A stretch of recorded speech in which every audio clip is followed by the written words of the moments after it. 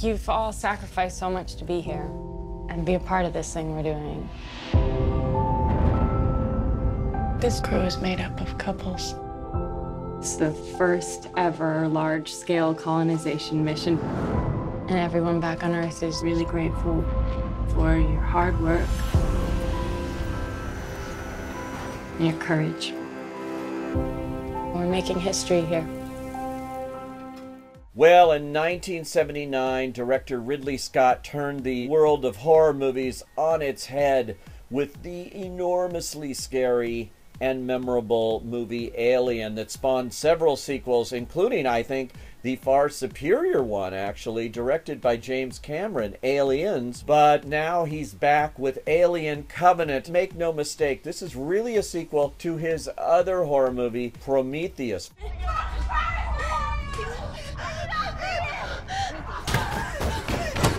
Yeah. Worm's coming. Paris, we have so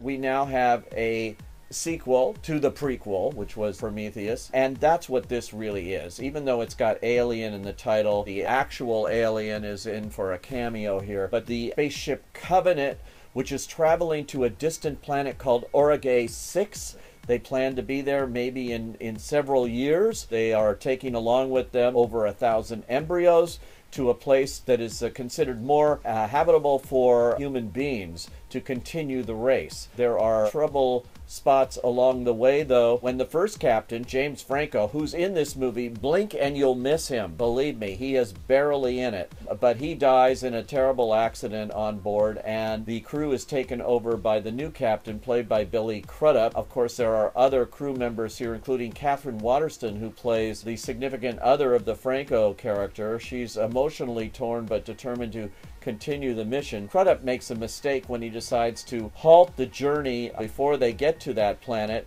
and stop at another place, a kind of hidden island, as it were. This is when the movie started reminding me of Kong Skull Island. You hear that? What? Nothing. No birds. No animals. Nothing. Members of the crew start getting sick one by one. Aliens invade their bodies, and you know what happens when that happens in a Ridley Scott movie.